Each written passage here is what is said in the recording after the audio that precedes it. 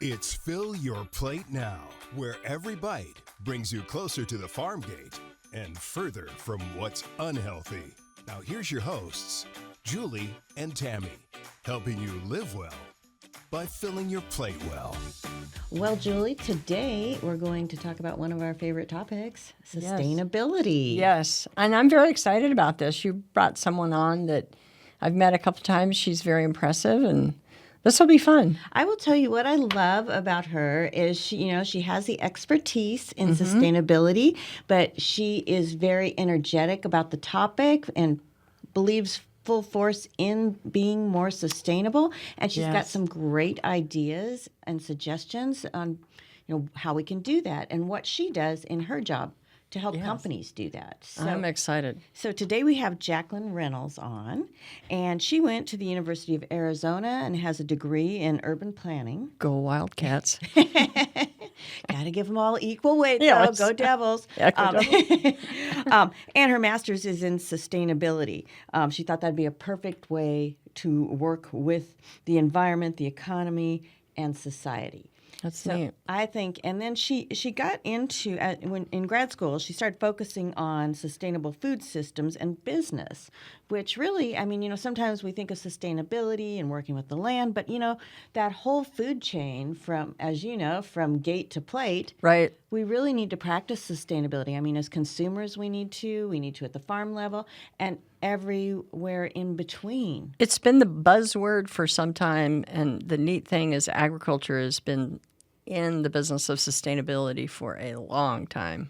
Yes, and that's part of our job, making sure everybody understands all that's being done and all that's in the works. Absolutely. So I'm going to turn it over to Jacqueline just to start out with. Tell us a little bit about yourself and your background. Well, first of all, thank you so much for having me on. I'm so excited to be here and chat a little bit more about sustainability.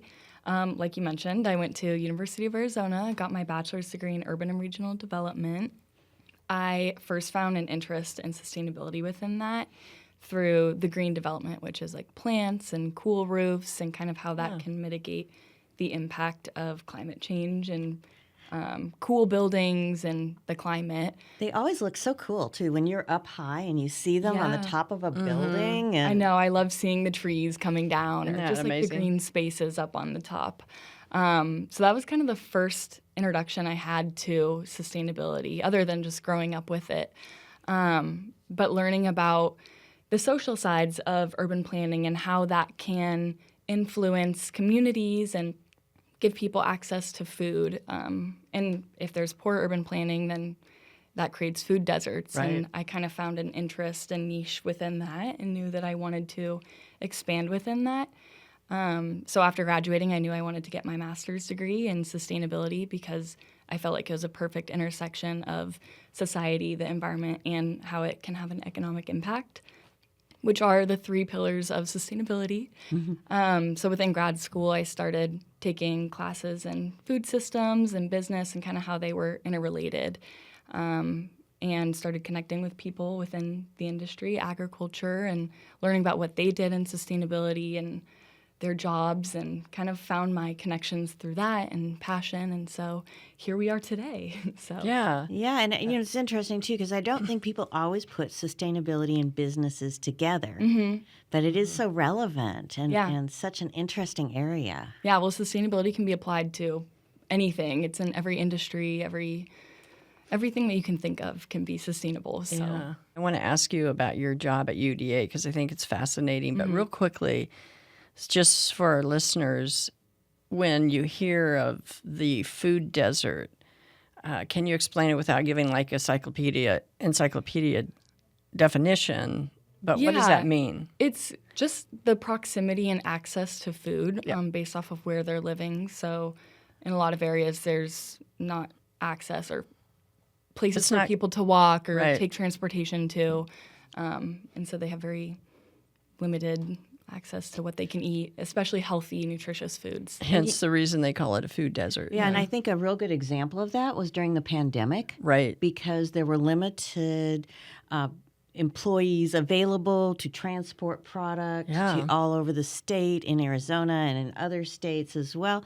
And so those places that were a little further away tended not to get the supplies, and you really saw that. Oh, in the food supply that chain, it was really brutal during the very first part of the pandemic. It kind of smoothed out after a while, but it was scary. The food desert environment doesn't mean that they're out in the desert. It just means that access to food is a little bit hard to get to compared to maybe you and I if we live in the city or the urban area. Yeah. Well, and even some urban areas have been classified as food deserts, which I find fascinating. Now to get to my question. So tell me about your job at the UDA. Yeah, so I'm the sustainability analyst. I've been there for just over a year now, so time flies. And UDA stands for? United Dairymen of Arizona. Right. So I mainly work with our processing plant data, so our waste, water, energy, and try and look at areas for improvement within that. I also work on our farms and I work with the farmers who collect the environmental data and input it into a system to help analyze that and find technologies for them to implement. And then all of that kind of falls into reporting, whether that's national or global platforms. So one example is our sustainability report, which we do every year, which I think is really fun. A lot of companies produce those, and it has all the metrics of our Scope 1 and Scope 2 emissions, Scope 3, and then all of our social impacts and economic impact that we do at UDA as well. Okay, when you release your latest report, I want to get a copy of it because I have seen some of the work that the United Dairymen of Arizona has done before, and it's fun to see what some of those numbers represent and improvements in reducing those things you wanted to reduce and improve and raise the bar on those things that you want to improve. Yeah. Well, and it's a very substantial report. It's an amazing report. I've looked at it frequently. I do find it interesting. You said you really enjoyed doing a report. So well, it's more about the storytelling within it and tying what we're doing in our actions to the data, which I think is really fun because we do so many cool things that I love to talk about it and spread awareness because a lot of people don't know. I So love it's a great that. way to share that. I love that. Yeah. I love the numbers and the geeky sides of things sometimes. 'Cause I love when other people love that too. Yes, it's so fun. And I know this may sound obvious, but talk a little bit about why it's important for agriculture to be sustainable. I mean, I think one of the biggest reasons is creating longevity within the workforce. I think obviously it's been slowing down over the years of getting new people and young people into the workforce, and I think just creating longevity within that is really important. And then also the social side of the impact that sustainability can make on that. So We know that dairy cows produce dairy products. Deep thoughts by Julie Murphy. But dairy farms also produce energy. So talk about that. yeah, so there's this really cool technology called a methane digester, which farms all around the country have, but I know mainly about how they work here in Arizona, but I'm sure it's the same everywhere.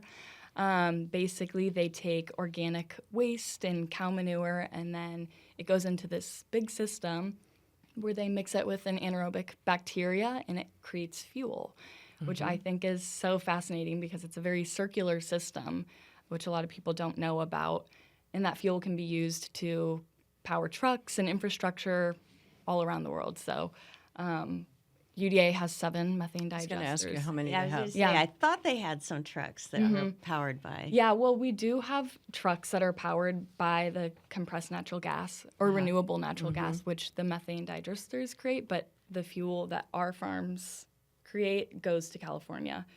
So hopefully one day we'll have it come back to us and it'll create a perfect closed loop. We want to and keep our energy sustainability. here in Arizona. But I know there's practical issues, and obviously right now I think California probably needs it. But if you've ever been, and I know you two have, but I'm speaking to our audiences, if you've ever been to the dairies that have those methane digesters, it's amazing. And it kind of boggles the mind because I'm thinking, oh my gosh, it looks a little bit complicated. But it's taking the methane, and to your point, you explained it much better than I am, but just the fact that then they can convert it to a usable energy, and that's truly green energy. And our farmers are doing it. Yeah, exactly. And I think it's a really cool technology that a lot of people don't realize can capture methane rather than it being released into the atmosphere. Well, and with the methane digester, can they put other waste products in it, like scraps from grocery stores and things like that? Yeah, they can do that. So anything that's an organic waste. UDA has a lactose byproduct, which we send to digesters, which helps us achieve a really high waste diversion rate. So yeah, basically any food scraps, manure, the lactose byproducts. So I'm sure a lot of dairy manufacturing plants do the same thing around the country, or world even. That's great, though, producing energy and getting rid of their waste, but also helping get rid of waste in the community when they're utilizing the digesters. Yeah. So it's really helping a lot of businesses, not just the dairy farm. Yeah, and I think it's really cool because it is a form of manure management, and it can reduce odors in communities and just kind of capture all of that. And so it has a positive impact. I was going to say, and extra benefits to it that we don't even think about. Yeah. Because manure management would be a big deal for our dairies here, well, across the world, actually. So a methane digester, besides the technology to produce energy, is also a manure management strategy. Yeah, and I know it took years and years to develop this technology. So it's just fascinating that it is accomplishing so much now. But when you're talking about technology, I know there's other things that are being worked on and on the horizon. You want to talk a little bit about what some of the maybe up and coming technologies are that will help with sustainability? Yeah, I think there's a lot of really cool ones that are out there on the horizon that just generally exist so far. So one of the ones that I think is really cool is Biofiltro, which is a worm filtering system. It uses wood chips and worms and then like a layer of gravel and then a mesh strainer so it can recycle water. So it can be reused on farms and it cleans it. A couple farms have them on them, like in California there's some. So they're raising cows and worms. Yeah, literally. So I love it. The worms help with water, and the digester helps with energy. So the worms clean all of the pollutants? I don't know how it works specifically, but it's like a bunch of different layers of natural pieces, and it filters it out so that the water's naturally clean, just like the earth would, and can be used in other areas. And the farms that are using it, maybe they're using a lot of that water for their own business and or possibly even for some other things in their local area, I would imagine. Yeah. Okay. Yeah. Wow. Yeah, and another water conservation technology, which we actually have one on one of our farms, is the Rain 360, which is an automated tractor, and you can control it from your phone, and it runs up and down the crop fields using either recycled water or just connected to something, and it can save up to 30% of your annual water emissions just because it waters very close to the ground, so there's less evaporation. So that's something we're trying to get more of, and I think that we are, but it's a very cool piece. Is that sustainability technology, is that used more on the dairies than on, or is it a variety of farms that are growing crops maybe? Yeah, I'm not sure outside of dairy, but I'm sure that it would, just because it's not really affecting the cows. It's for the crops that they eat specifically, so I'm sure that it can be applied anywhere and is applied. So yeah, and that's another neat thing about a lot of our Arizona dairies is they're kind of a closed system. Besides even their waste turned to energy, the cows' waste turned to energy, I mean, they're also growing a lot of their own feed, and so when you go to a dairy, it truly is kind of a more, in my view, organic, down on the farm kind of closed loop system. But there's so much that they're doing. It's truly a business that we should celebrate and appreciate. But, yeah, and they say the cow is the ultimate recycler. Yes. They can eat almond hulls and That's make milk true. out of it, and they can eat a number of other things that are not edible to humans. I remember some of our dairy guests talking about some of the things that cows can eat, and it was kind of a kick because I didn't realize that they had such a broad diet. Yeah. And they have a nutritionist, and I don't have a personal nutritionist, so excuse me, I'm a little bit jealous. The cows are pampered. Yeah, cows are They have a pampered. manicurist, too. Yeah, that Yeah, That's true. Manicures. That's true. They live Yeah. a good life. Yeah, they have the brushes, the yeah. scratchers. That's love right. The seeing those scratchers are animal great. stuff, yeah. Yes, and the processing plant too. Any other things that they do there? Yeah, so at least at UDA, we have a water cleaner. So after it's been processed and used in all of the equipment to process different products, it can be cleaned and returned to a state of pH that can be returned to the city drain. Oh, So wow. I think that's really Oh, cool. that's really good. Yeah. Were you proud of us when you came on after all your education at the University of Arizona and you said, oh my gosh, these farmers, they're doing some amazing sustainability practices? Yeah, honestly, I think coming into this, I had no idea of the depth of sustainability that was already existed in dairy. Yeah. It was so surprising to me, but I think it's just made it better to see the acceptance of it and how much there is already. So it's just something to build off of, and I really loved that coming into it because I didn't know that. Yeah. And I don't think a lot of people do. So Yeah. we're just here to spread the word. Well, on that point, then, as you've become this analyst for United Dairymen of Arizona, and you've probably encountered consumer misconceptions, especially as it relates to sustainability and what dairy farmers are already doing. Talk a little bit more about that. Have you encountered any personally, or do you just know Yeah. some of the major misconceptions that the public? I feel like all the time, like even my friends or family will ask me, or they'll send me articles of things, and I'm like, this isn't true. So there's so It's not many correct. misconceptions out there. But I think one of the biggest ones is just that there are ways to capture methane, because a lot of people are like, oh, it's just such a wasteful industry. And I think just methane digesters, it's a really simple way to create circularity within dairy, which a lot of people don't know. Yeah, I think just people need to understand that there's so many different new technologies and old practices that kind of play into it. And the farmers have been doing this for decades, and it's not just this new thing that companies and farmers are doing just because the public wants it. They also do it because they care about it, and it's expensive to just be wasteful, and that's not something that people tend to believe in. So, yeah. Yeah. Now, and working for dairy now and working at United Dairymen, what do you think? I mean, if you had to give 3 things you think consumers should know about dairy and sustainability, what do you think are the 3 most important things? Well, I would say kind of just like I touched on, that the farmers are the original stewards of the environment. They do so many different things. They run farms, businesses. They just have so much knowledge to them. I think they're really good, if you ever come across one, to just chat with them and see what kinds of things they're doing in sustainability, and just also all the other tasks that they take on every day. It's really interesting.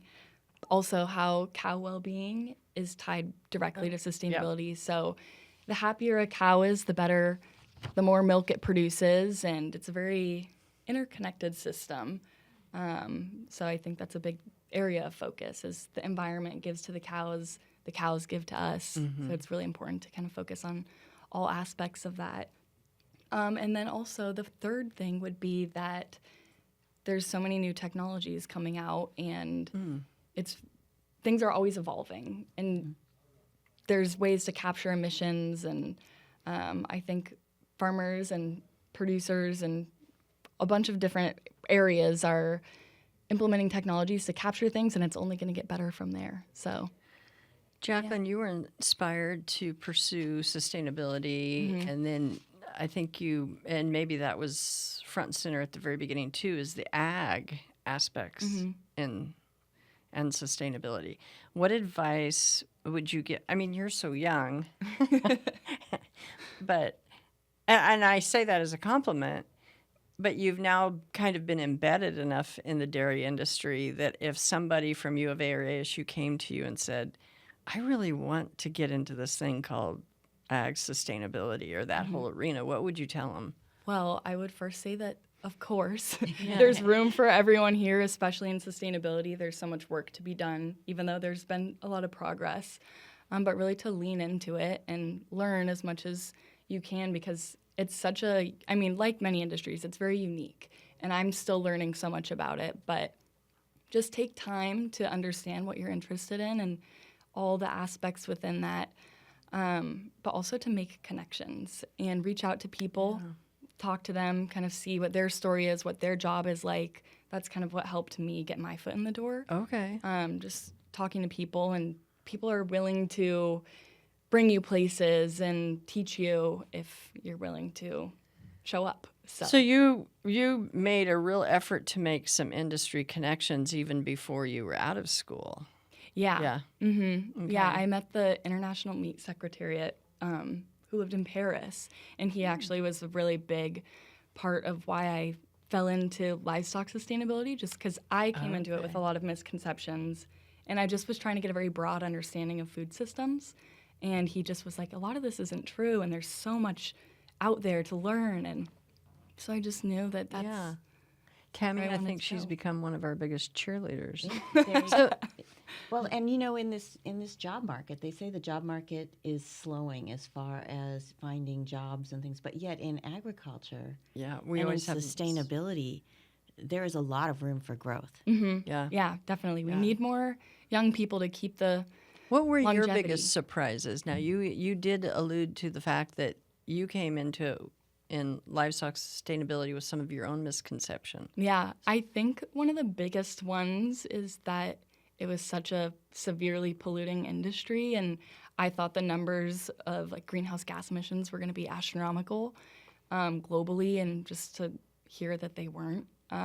So you discovered it's not. Yeah, and a lot of it comes from other industries and transportation, but also looking at those numbers and realizing that there are technologies and ways to mitigate that impact. I was like, oh, so there's actually ways to solve this, and I wanted to be a part of that. So That's way cool. yeah. Yeah, and it is interesting to follow the product from gate to plate and everything along the way. What do you think is the most important thing about supporting local food systems? What would you say? Well, I think there's a lot of important things within that. I think that, first of all, it can help support your local community and farmer livelihood, which is really important, and it supports your economy, and it has so many benefits that come from that. But also, it reduces food miles, and that's basically from transportation. When you're shipping food from far distances, it can create a lot of emissions. So shopping locally can reduce those and just create more sustainability. We're, especially the last 20 years here in Arizona, our local food systems, even separate. I celebrate dairy for that very fact, because dairies have to be situated in, not like in the center of the city, but near population centers.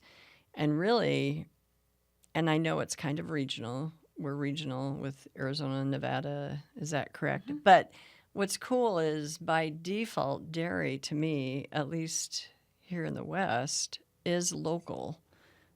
What is it? 97% of our fluid milk, or that gallon or that quart of milk, is coming from our Arizona dairies. Yeah, If I go our to family farms, 97% 90% of the dairies are family farms, Yep. and over 80% in the grocery store is local. Is and local. It's about 48 hours Yeah. from the grocery store from the farm to the grocery store. Yeah, Yes, 48 hours. So that's why I love local when it comes to dairy products, because the turnaround time to your point, from the farm to the grocery store is so quick. But some of the other things, like in our fruits and vegetables and some of our direct market retail farmers, there's been a scaling. Arizona is credited in the 1990s with being the state that kind of launched those CSAs, consumer-supported agriculture, where, like, if it was me, I would buy a share. Well, I guess a lot of that really blossomed and ballooned here in Arizona in the 1990s. And so you can, different farms like Blue Sky Farms, Agritopia, and there's so many more, and I'm not thinking of them, but you can go onto their website and see if they have a CSA program or a community-supported ag program, and it's another one of your ways. Underpinning what you're pointing out, another one of those ways for that local ag to be celebrated. And I've done it with 3 different farms, and I absolutely love it. And I usually only get half a share because it's just me, and I still am giving some of the fresh fruits and vegetables away to my neighbors. So I know you have information on your website on that. yes, correct? Arizona Farm Bureau's fillyourplate.org, and then you can also go to Local First Arizona for information, and then but we have a whole listing of local farms that sell to you directly on that fillyourplate.org. Yeah, and I think one of the big takeaways from all this is that really farmers do care Yeah. about sustainability at every level. And I think, they know they need to be sustainable and are constantly looking for more ways they can do that. And your general public doesn't always know that because they aren't that close to agriculture.